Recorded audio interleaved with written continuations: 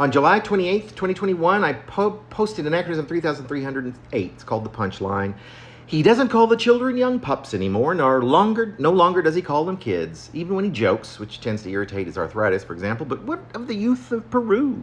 He's all concerned, he swears, he has to know not only when, but who. If someone deigns to answer, he thinks he hears nobody knows, who can say?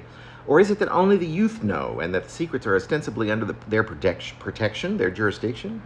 It is as it should be. He knows he wants to think.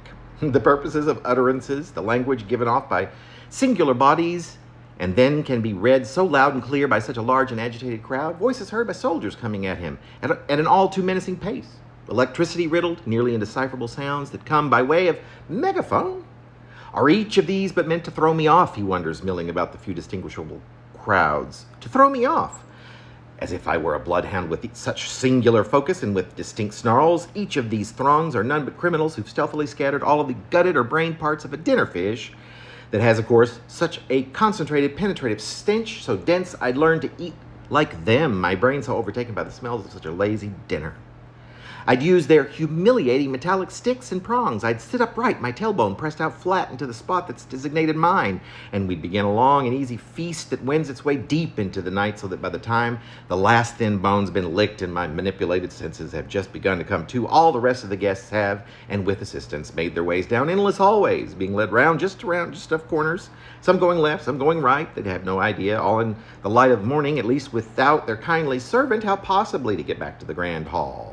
He makes a quick survey of each plate, still sitting atop the mighty table. Not even one seems to reveal a hint of what's just been done. And then he makes a whiny run underneath and down its entire length.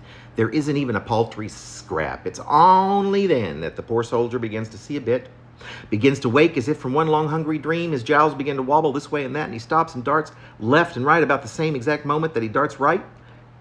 His eyes all affright, as his whine begins again to be at first but barely audible until the decibels, they rise along with the pitch.